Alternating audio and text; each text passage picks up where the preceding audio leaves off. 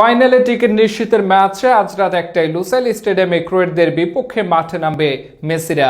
শেষ চারের বাধা টপকাতে শিশুদের নিয়ে কয়েক ধাপ অনুশীলন করেছেন আর্জেন্টাইন কোচ লিওনেল স্কালোনি। আর মাত্র 2টি ম্যাচ, এরপরই হয়তো লিওনেল মেসির হাত ধরে কাতারের নতুন ইতিহাস লিখবে আর্জেন্টিনা।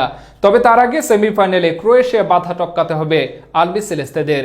হলুদ কার্ডের গাড়াকলে এ ম্যাচে থাকছেন না মার্কুস অ্যাকুনা ও গঞ্জালো মন্টিয়েল। উরুর চোটের কারণে শুরুর একাদশে অনিশ্চিত অ্যাঞ্জেল ডি মারিয়াও। বিস্তারিত রয়েছে প্রতিবেদনের বাকি অংশে। নামের পাশে 2 হলুদ কার্ড যোগ হওয়ায় এ ম্যাচ খেলতে পারবেন না 2 আর্জেন্টাইন ডিফেন্ডার মার্কোস আকুনা ও গঞ্জালো মন্টিয়েল। সৌদি আরবের বিপক্ষে আসর শুরুর ম্যাচ বাদ দিয়ে বাকি সব ম্যাচে প্রথম একাদশে ছিলেন অ্যাকুনা। এ লেফট ব্যাক রক্ষণ সামলানোর পাশাপাশি সুযোগ বুঝেই হানা দিতেন প্রতিপক্ষ শিবিরে। অ্যাকুনার মতো একজন গুরুত্বপূর্ণ খেলোয়াড়ের বিকল্প খুঁজে পাওয়া দুষ্কর স্ক্যালোনির জন্য। তার জায়গায় শুরুর একাদশে ফিরতে পারে নিকোলাস তাগলিয়াফিকো। অনুশীলনে তাকে শুরুর একাদশে রাখার বার্তা দিয়ে রেখেছেন স্ক্যালোনি। এদিকে গঞ্জালো মন্টিয়েল সুযোগ পেয়েছিলেন মেক্সিকোর বিপক্ষে শুরুর একাদশে। বাকি ম্যাচগুলো খেলেছেন বদলি হিসেবেই।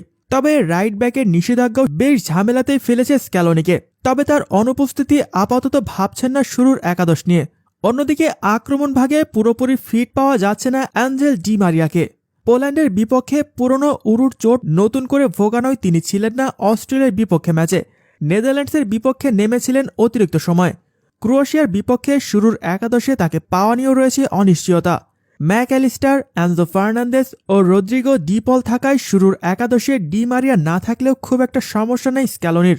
তবে ডি পলরা নিজেদের দায়িত্ব ঠিকঠাক পালন করতে না পারলে ঝুঁকি নিয়ে মাঠে নামতে হবে ডি মারিয়াকে।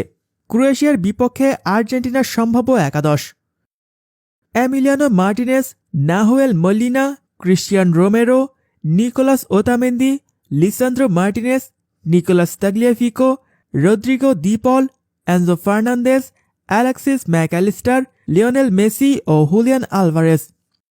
মহা গুরুত্বপূর্ণ সেই ম্যাচে রেফারির দায়িত্ব পালন করবেন ইতালির ড্যানিয়েল ওরসাতো, আর ভারের দায়িত্বে থাকবেন মাসিমিলিয়ানো ইরাতি।